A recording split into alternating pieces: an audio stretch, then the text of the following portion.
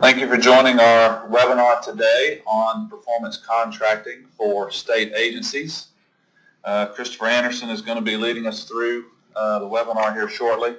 I did want to mention that we will take questions at the end of his presentation, and you can submit questions through the question box there on your screen. And now I'll turn it over to Christopher. Thank you, Shane. Thank you, everyone, for taking the time to join us today on this webinar. We think we have a lot of good news as well as next steps to share with you. In the past 6 months, we have closed approximately $80 million worth of contracts, performance contracts, since late last summer at a wide range of state facilities at a number of different agencies. So we'll talk a bit about that later. We'll also discuss program background, the performance contracting process, pros and cons of performance contracting, what GEFA's role in the process is, what some of our lessons learned are, as well as next steps for interested agencies. Please keep in mind any questions you do have. We'll take time at the end to discuss them. You can also feel free to reach out to us at any time here at GEFA. We're happy to meet, discuss further over the phone or in person. Please do consider us a resource for that at any time. As many of you know, performance contracting is pretty new in the state of Georgia. However, it is not new across the United States. Many states and the federal government have been doing performance contracts for over 30 years. So how did performance contracting come about for Georgia? Well, back in 2010, as some of you probably remember, the state legislature passed a law allowing state agencies to take on multi-year debt for performance contracts. It was then passed via referendum by voters in the fall of 2010. Once that legal groundwork was in place, GEFA started the process of developing the program and getting us to the point where we are now. So, our guaranteed energy savings performance contracting. I know we have a range of knowledge, backgrounds, and expertise on the call, so we won't spend a lot of time digging into this, but want to give a little bit of overall background to bring everyone up to speed. Guaranteed performance contracts are contracts with energy services providers to implement energy conservation measures as well as water conservation measures and other utility and operations cost-saving measures.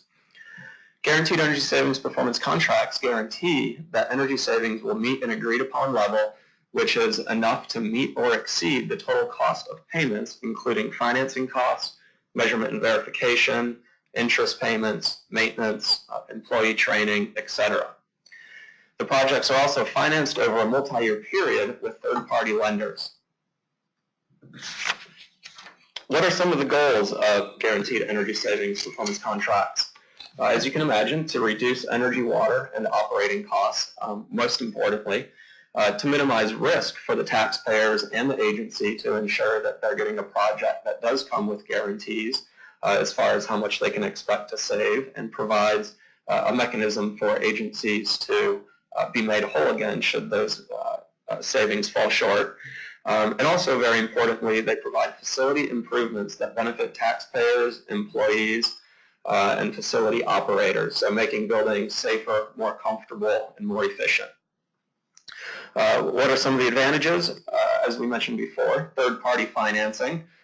We are funding these projects through third-party lenders, a number of banks that you've probably heard of that are on a pre-qualified list.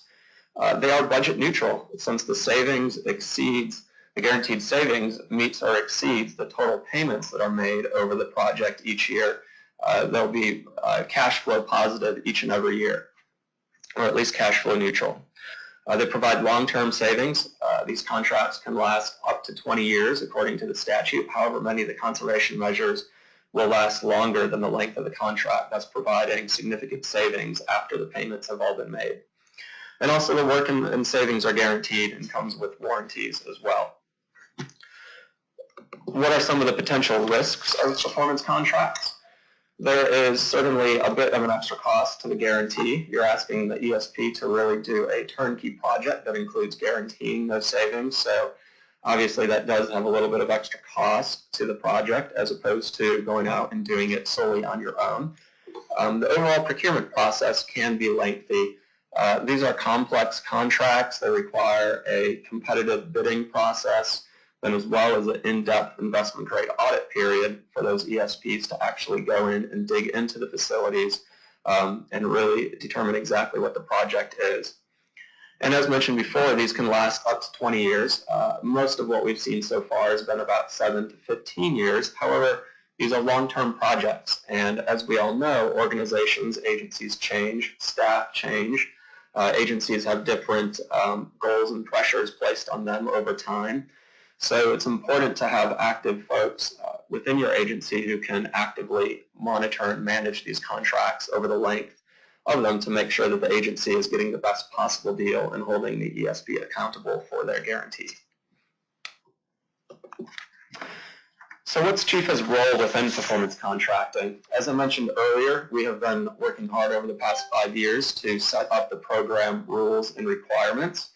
And that's not by chance. We were established as the program manager for performance contracting for state agencies within the legislation. And we also receive significant help from a couple of other organizations as well in that role, including the Georgia State Finance and Investment Commission and the Office of Planning and Budget. One of our main steps, and something we'll talk about later, is we at GEFA collect applications from state agencies, review those applications for projects, and then work with GESPC to set total contract value amounts. So determining how much debt an agency can take on for performance contracting in a given year. We've developed standard procedures, standard contracts that all agencies and ESPs have to use. We've determined a pre-qualified list of ESPs that are allowed to enter into agreements with state agencies. We've also worked to establish a pre-qualified list of lenders that are allowed to finance the projects. We provide technical assistance, help explaining to agencies what the process is and helping them get through the procurement process. And then very importantly, it is up to GEFA to provide final contract approval before the agency signs the contract and executes the contract. That is something we work closely with our executive director, and by statute, our executive director at GEFA has to approve the contract before it can be official. And then also we have a role in annual reporting. Each year we collect annual reports on all of our projects, all the state agency projects that have been implemented, and funnel that information up to GESPC as well, so we know exactly how the projects are doing as far as they're meeting their savings guarantees. Let's talk for just a couple minutes about project lifecycle. There are a lot of steps in the process to a performance contract. We won't go into each one of these boxes in great detail, but they are highlighted in a number of different columns that break out the overall process into its different key segments. And all of these steps are explained in more detail in our state agency manual that we'll talk about later, and we'd be happy to take any questions and help folks further understand these steps as well. So you'll see planning on the far left, and that is really the application and project selection process that the agency and GEFA work towards as the very first step, so submitting the application. And then we move into procurement, which is the actual competitive procurement process of selecting the ESP and the project work that you're going to do at your facilities. That involves an expression of interest to narrow the list of ESPs down, and then ultimately a request for proposal to those ESPs that you choose after going through the expression of interest process. It's a pretty lengthy process. It can take 6 months or a little bit more, but it is a critical competitive process. Then we move, once we select the ESP, or once the agency selects the ESP, we move into the investment grade audit phase. And that's where you'll actually execute an audit agreement with the ESP, and that agreement then allows your selected ESP to do the full investment grade audit, go through all of your facilities, evaluate all the savings opportunities, determine the equipment, the operational changes, and anything else that will actually go into your contract, and finalize what those guaranteed savings amounts will be, what the life management of the contract, including measurement and verification and commissioning, will be, and so on. So that is a very critical step in the process. Then once that's worked through, we'll move on to the final contract, which includes selecting a lender, based on the terms we receive, and then working with all the parties that have to come together to close the project. So GEFA, the ESP, the lender, as well as our closing counsel and escrow agent as well. And then once we get the project closed, we move into the overall life of the contract, and this is the long-term management. And that includes measurement and verification, approving and accepting the project ECMs after construction, operating, maintaining the project site according to the terms of the contract, and then reviewing and approving the annual M&V reports and submitting that information up to GEFA. And again, I know that's a lot of different steps, and we'd be happy to sit down and talk about those further with anyone who's interested. As I mentioned before, we've had some really good success over the past 6 to 8 months or so as we've closed a number of projects at a range of agencies across the state. We've had significant projects with the Department of Corrections, Board of Regents, Georgia World Congress Center Authority, North Georgia Mountains Authority, Department of Transportation, and then we're moving into 2 new projects as well with the Department of Juvenile Justice and Behavioral Health and Developmental Disabilities. So we're excited about that. Almost all of these projects have been funded through third-party lenders and have brought significant opportunities to these agencies to do new work that otherwise might not have been able to be accomplished in this time frame. So we'd be happy to, if you're interested in talking to any of the folks that were involved in these projects at the agency level, I'd be happy to put you in touch with them and allow for an opportunity for peer exchange there. There's a lot of good lessons learned there, I believe. As mentioned, third-party financing is really a key to the program. Our first ever project was bond funded through GEO bonds, but all the projects since have either been financed through third-party lenders or directly by the agency itself, but primarily third-party lenders. As I mentioned, GESPC maintains a list of pre-qualified lenders. There are 5 lenders on that list, a number of banks that you've probably heard of, large national and regional banks and so on. And we've received very competitive interest rates on these projects. We've received about 2 to 3% for traditional agencies on tax-exempt projects, and then about 4 to 5% for authorities on taxable projects, for instance, NGMA and the World Congress Center. GEFA will assist with the term sheet requests. We will help package that information and send it out to the lenders and ask them to submit their best offer. There are a number of requirements that they have to meet when they submit that offer, but it is predominantly based on a low cost of financing, although we'll help review that. And we've also brought in Public Resources Advisory Group as well to help us evaluate those sheets to make sure that we're getting the best possible deals for state agencies. But very importantly, we've been able to get good financing, and those low interest rates, thanks to the state's excellent credit rating, have really helped these projects cash flow positive. Looking closely at project financing, this will give you an idea of what it kind of looks like, what the total savings are, an example project might be, and what those payments would look like. On the left, you'll see all the different savings categories: utility savings, operational savings, and then the total projected and then total guaranteed savings. Importantly to note there, the guaranteed savings by the ESP are going to be a little lower often than the total projected savings, kind of building in a safety factor for the ESP. Often projects see more than what's guaranteed, but that guarantee will have to meet or exceed the total debt payments and costs on the project, and you see those costs on the right side of this chart. Continuing M&V costs, other continuing services, and then as well as the installation purchase payments, which are the debt service payments, including the principal and interest. So on this example project, you can see what the net cash flow is each year, and as you'll see, it's required to be positive each year from the start.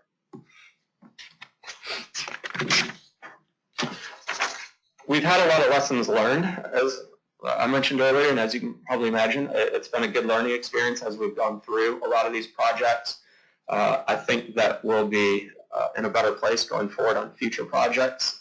We'll be able to help move them along a little bit more quickly and close them more smoothly. There are very long lead times on these projects. The RFP, IGA, and final closing phases can be quite lengthy. It could take a solid year to move through all of these different phases. It's going to really vary depending on project size. Obviously, the bigger the project, the more sites involved, the more complex, the longer it can be. But it's important to plan realistically from the start about how long it'll take to manage that, and we can help provide some estimates there. Third-party financing can be a little bit more challenging for some of our projects. For instance, the taxable projects on the authority side. But we've been able to work through that and get interest rates, and I think we have lenders now in our pool who understand those a little bit better and will be able to work more closely with us on those in the future. But do be aware those taxable projects will likely come with higher interest rates than some of the others. And then once we get to the investment grade audit and that is finalized, there are a lot of moving parts that need to be coordinated for closing. I mentioned before, I have to work closely with the ESP, the lender, our state attorney, our closing counsel, who's been Earl Taylor at Denton's, who helps us coordinate all those moving pieces, the escrow agent, and then getting GEFA's final approval as well. So it's important to have all those folks on board and have open communication and make sure everyone understands what the schedule is and what their specific needs and requirements are in order to get their agency to be able to close on time, or their organization to close on time. Getting into next steps for interested agencies, a big purpose of why we wanted to have this call today is we are looking for more project applications for upcoming fiscal years. We would love to have a lot of applications for good projects come in. As far as next steps, I mentioned we have the manual. We're going through some edits on that manual and some final updating. We expect that to get posted to the website soon. But we also have an older copy on our website as well that has a lot of good information about all the different steps along the way. Contact us with any questions. And then, most importantly, submit a project application. So we're looking for project applications for FY18 contracts by June 30th of this summer. And those will be contracts that can be executed any time on or after July 1 of 2017. And then also we're looking for project applications for FY19 and beyond. And we'd like for those applications to be submitted by November 30th, 2016. And really, as we look to move forward, we'll be looking at this November 30th for FY19 and beyond for each year. We're on a little bit of a compressed cycle for this year. But these are the key dates for upcoming years. And it's important to understand that that doesn't mean that none of the procurement process can start until we get to that fiscal year. A lot of the procurement process, the EOI and the RFP, will actually start before we get to July 1, 2017, for instance, or July 1, 2018, for instance. So it's a long process, so this will help get that started so they can close in a timely manner. More specifically, in the project application, it's pretty basic. It's really just an Excel spreadsheet. It's available at our website, gefa.org, and it requires the following information: project locations and buildings, basic building information, so what is the square footage of the building, the approximate age, and the use of the building. And we are looking for 3 years of utility data for those sites, all your electricity, natural gas, water, sewer, etc., whatever you have on those sites. That'll be a big part of figuring out what the project size can be. And then also an estimate of potential savings percent that you think you can realistically expect to see at those sites, whether it's 20, 25, 30, or above as far as your target savings at those sites. That'll help us determine what that project size will look like approximately.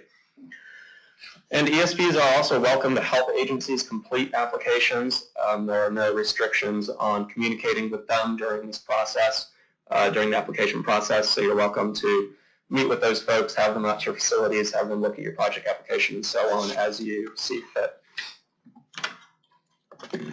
Just to reiterate some key dates for FY18 projects, those applications by June 30th of this summer, and then submitting the project information to COBS by September 1st of this fall.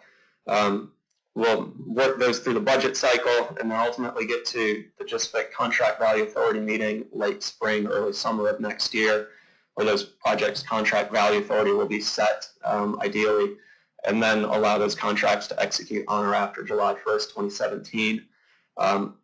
In this instance, we'll be basing that contract value off of your application number. So it's important to try and estimate that as well as you can. However, looking to the future, FY19 and beyond, what we're hoping to accomplish is getting the applications in earlier by November 30th, and then allowing the agencies to go through the expression of interest and RFP process before actually submitting the project information into COBS by September 1st, 2017. Our goal there is to help agencies get much more detailed information about what their project cost will look like. So when they submit that into COBS, they are much closer than based off of the Excel application. We think that will be a big help. And then, again, we'll go through the GESPC contract value authority in the late spring, early summer of 2018, and those contracts can be executed on or after July 1, 2018. We'll, of course, be having conversations with GESPC and others along the way to let them know what our applications are that are coming in, what level of interest is, and try to have some feelers there of what they will be willing to do for contract value authority. But it's critical to know that within the expression of interest and RFP, there are no binding agreements on the agency to actually move forward with the project any further, so there's no incurred contractual obligations there, just in case something should go off during the legislative and contract value authority process. So that's really what we're looking at for this year and the next year. We hope we get a lot of good project applications, and we're happy to work with you to help get those submitted and get those through the process. And at this point, if you have any questions, we would be happy to take those. Please submit your questions via the question box there in your GoToWebinar screen, and we will read these out to folks and have Chris answer them for us. So our first question is, do you have sample forms on the website? Yes, we do, and we are working to update that right now. We have a lot on there. As I mentioned before, we have a lot of standard documents. Our contracts are all fully standardized and have gone through a rigorous process with the Attorney General's office. Those contracts all have to be used by each agency and ESP in all of the state agency projects. So you can download those from our website, or I'll be happy to send you the latest versions of those. In the meantime, our manual as well will be on there, pre-qualified list of ESCOs, and other associated documents as well. Bear with us for just a few more weeks as we get those. We've had some updates over the past 6 months as we've gone through the process, but we'll be getting all those updated and all the latest and greatest on there. We have a question about the appendices being empty on the website. Right, and within the manual, in the past, there's been a lot of appendices sections. Those are getting revised. I think some of those will be removed and included differently on the website. So if you have specific questions on those, please let me know. But again, we'll be working to get those all of the updated documents on there as soon as possible. I don't see any more questions, and I think that's going to wrap up the webinar for us. We will have a video of the webinar available soon on GEFA's YouTube page. In case you want to go back and review it, you can visit gefa.org and click on the YouTube icon on our homepage to access the videos, and Christopher will send a physical copy of the presentation out later today. Thank you for attending. That concludes our webinar.